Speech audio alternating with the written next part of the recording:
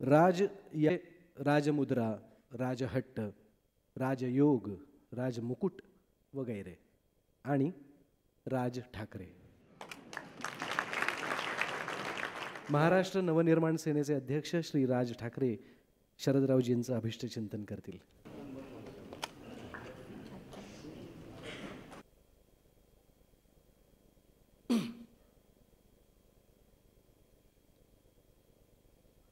आदरणीय पवार साहेब, काकी, सन्माननीय व्यासपीठ आणि माझ्या जमलेल्या सर्व मराठी बांधवांनो, भगिनींनो, खरं तर प्रत्येकाच्या मनात प्रश्न असेल की हा इथं कसा आणि याला पहिल्या रांगेत बसवलं कोणी. एक तर आमदार आलाय आणि या व्यासपीठावर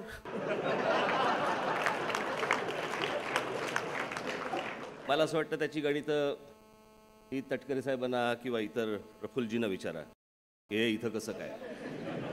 आता आलोय तर बोलायला लागेल. आज पवार साहेबांचा 75वा वाढदिवस आणि या 75व्या वाढदिवसानिमित्त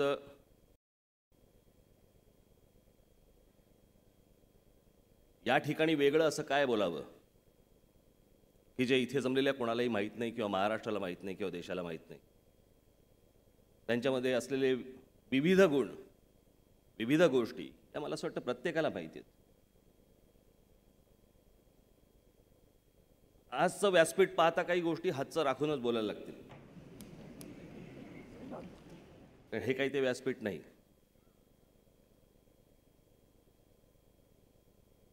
मी लहान असल्यापासून मी पवार साहेबांना बघत आलोय.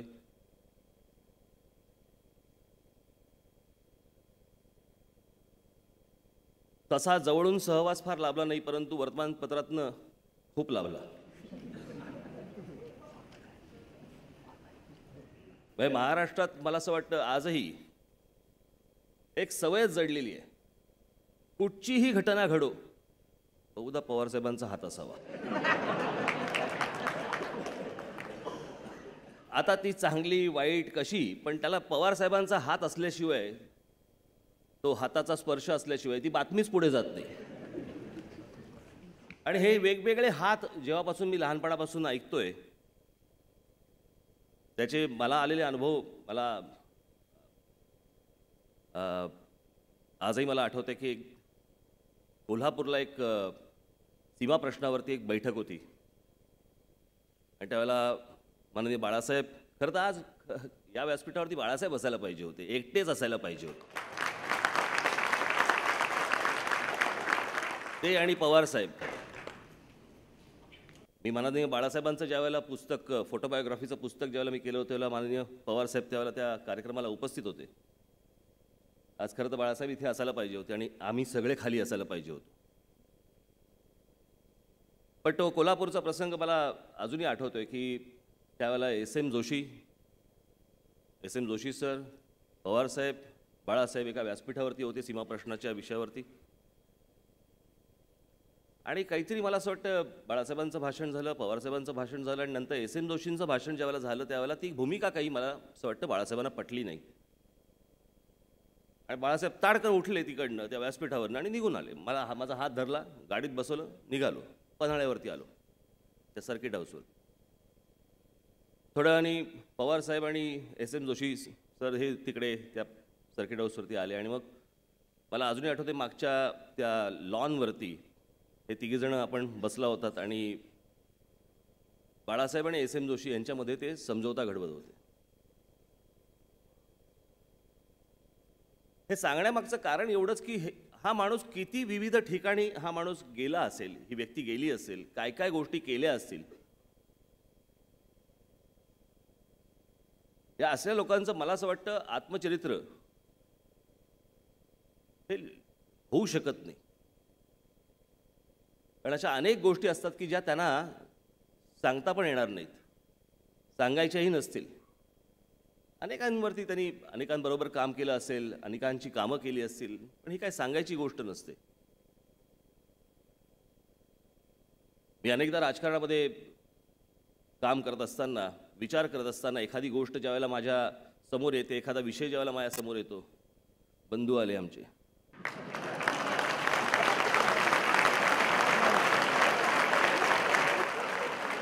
माननीय उद्धवजींना सुद्धा विनंती करतो की त्यांनी व्यासपीठावरच यावं थेट. वा, टायमिंग साधलं म्हणतात ते. काय बघा टायमिंग आहे.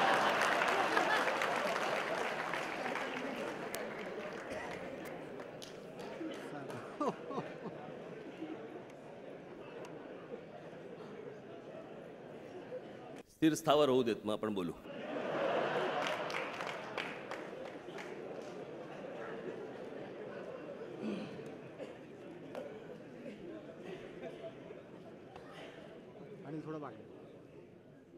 थोडंसं माझंही काम करतो.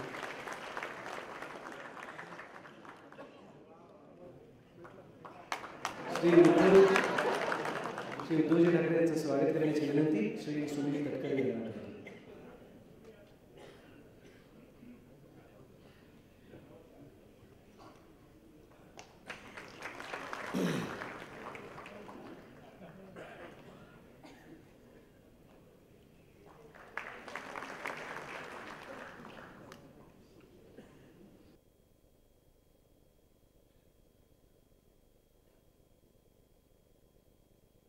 बोलू.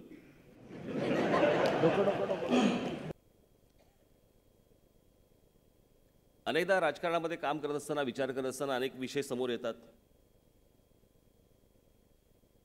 मी नवीन पक्ष स्थापन करायच्या आधीही, केल्यानंतरही एखादा विषय ज्यावेळेला समोर येतो, एखादी बातमी ज्यावेळेला समोर येते, त्यावेळेला माझ्या मनात पहिला विचार येतो की ही बातमी पाहून किंवा ही अशी गोष्ट समोर आल्यानंतर, हे मी खोटं सांगत नाही, हा माझा मनातला माझा विचार येतो की अशा क्षणी माननीय बाळासाहेब काय विचार करतील, माननीय पवारसाहेब काय विचार करतील, आणि मग त्यातनं मार्ग काढत आपल्याला पुढे कुठेतरी जावं लागतं. शिकण्यासारख्या अनेक गोष्टी त्यांच्याकडनं आहेत. मला एकदा त्यांनी सल्ला पण दिला होता, तुम्ही ऐकला.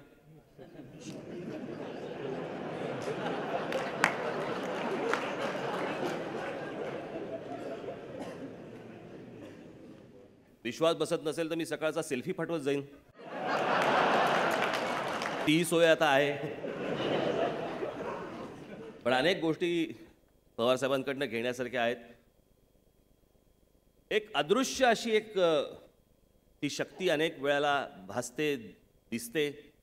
मी ज्यावेळेला व्यंगचित्र करत होतो मार्मिकमध्ये, आणि मार्मिकमध्ये व्यंगचित्र करता करता एके दिवशी मी माधवराव गडकरी त्यावेळेला संपादक होते लोकसत्ताचे, आणि त्यांनी मला एकदा विचारलं की तू लोकसत्तेसाठी व्यंगचित्र का नाही करत.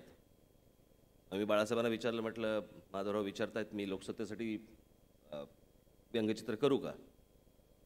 बाळासाहेब बोलले कर. आणि मला असं वाटतं 86 ते 87, 87 ते 88 2 वर्ष मी लोकसत्तेमध्ये मी फ्रीलान्सिंग काम करत होतो, व्यंगचित्र करत होतो. आणि त्यावेळेला मला अजूनही आठवते, 86 साली पवारसाहेब राजीव गांधींच्या नेतृत्वाखाली त्याला औरंगाबादला काँग्रेसमध्ये आले, आणि 88 साली पवारसाहेब मुख्यमंत्री झाले. मी 2 वर्ष व्यंगचित्र करतोय, कधीही हात लागला नाही कुठच्या गोष्टीला. एक दिवसाआड माझं व्यंगचित्र पहिल्या पानावरती छापलं जायचं. मी ज्यावेळेला ते एक व्यंगचित्र केलं, आणि त्यावेळेला मी असं दाखवलं होतं की एक मोठा देवमासासारखा मासा, त्याच्यावर एक होडी, त्या होडीवरती पवारसाहेब बसलेत, आणि एक किनारा आहे, आणि त्या किनाऱ्यावरती एक पाटी लागली आहे की मुख्यमंत्री, आणि त्या माशावरती लिहिलं होतं काँग्रेसमधील अंतर्गत लाथाळ्या. त्याच्यामुळे तो मुख्यमंत्रीपदापर्यंत पोहोचले. अशा प्रकारचं एक व्यंगचित्र होतं. मी दिलं, गडकरी साहेबांना आवडलं, पहिल्या पानावर छापलं. 2 दिवसानंतर दुसरं व्यंगचित्र घेऊन गेलो. आता पवारसाहेब मुख्यमंत्री झाल्यावरती व्यंगचित्र शेवटी तिकडेच येणार ना. दुसरं व्यंगचित्र घेऊन गेलो. दुसऱ्या व्यंगचित्राच्या वेळेला मी बोललो ना, अदृश्य शक्ती. दुसरं व्यंगचित्र करून घेऊन गेल्यानंतर मला त्यांनी सांगितलं, राज, याच्या पुढे आता पवार साहेबांवरती व्यंगचित्र नाही काढायचे. बरं ते वय माझं असं होतं की त्यावेळेला तसं काही कळत नव्हतं फारसं काही अंतर्गत. मग नंतर नंतर हळूहळू कळायला लागलं की अदृश्य शक्ती काय असते.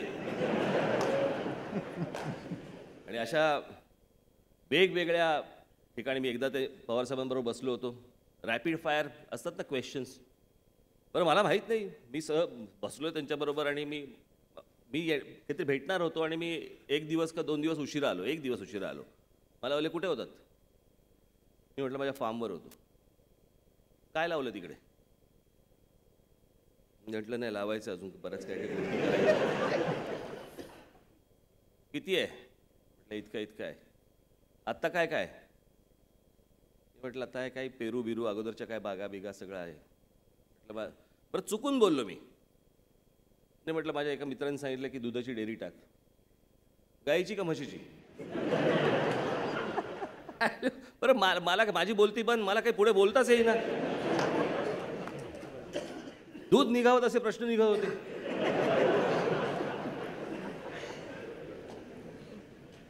आणि मग त्यांनी मला एक किस्सा सांगितला. त्यांनी कसं होतं की हा नुसता प्रश्नाचा भाग नाही आहे, त्याच्या खोलात जाणं, एखाद्या विषयाच्या खोलात जाणं. आणि त्यांनी मला सांगितलं मी आत्ता हरियाणावरनं आलो आणि मी हरियाणाला तिकडे बघितलं की तिकडे म्हशींचा जसं त्या मॉडेल फिरतात ना रॅम्पवरती, असं त्यांचं वाक्य होतं, माझं नाही वाक्य.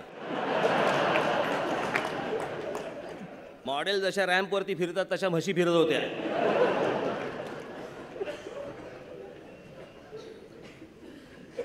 आणि मग त्या कुठच्या प्रकारच्या म्हशी होत्या, काय होत्या, त्या किती दूध देतात, काय देतात, सगळ्या म्हणजे असा विषय नाही पवारसाहेबांच्या बाबतीत की त्यांना क्षणाचाही विचार करायला लागतो. एखादी गोष्ट कुठची सांगितल्यानंतर त्यांचा ताबडतोब फोन उचलला जातो. हा अनेकांना अनुभव असेल. हा एकटा काय मला अनुभव अशातला भाग नाही, प्रत्येकाला अनुभव असेल.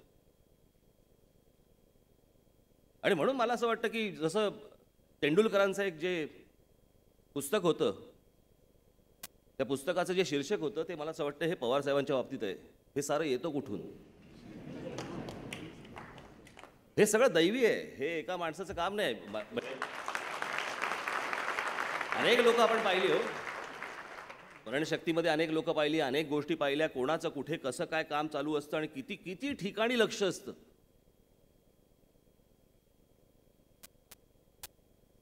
म्हणजे पवारसाहेब खुश झाले, भीती वाटायला लागली. मला अनेक लोक सांगतात की पवारसाहेबांनी तुमची स्तुती केली. म्हटलं अरे बापरे, मी काय केलं आता. म्हणजे स्तुती केल्यावरती भीती वाटायला लागते. हे काही साधं सोपं नाही आहे. आज पवारसाहेबांचा आज 75वा वाढदिवस आहे आणि या 75व्या वाढदिवसानिमित्त मी त्यांना मनपूर्वक शुभेच्छा देतो. मी अनेकदा पवारसाहेबांबद्दल अनेक मथळे वाचलेले आहेत आणि त्यातला अगदी सर्वांना परिचित असलेला मथळा म्हणजे तेल लावलेला पहिलवान. हे मला आज पटतंय की हाताला लागत नाही, हाताला सापडत नाही. याचा अर्थ काय. याचा अर्थ असा, माफ करा परंतु एका आजाराच्या देखील हाताला पवारसाहेब लागले नाहीत. तिथूनही निसटले. आणि हे साधं सोपं काम नाही. ह्याला एक वेगळ्या प्रकारचं रसायन परमेश्वराने बनवलं आणि या महाराष्ट्राचं नशीब की हे महाराष्ट्रात ते दिलं.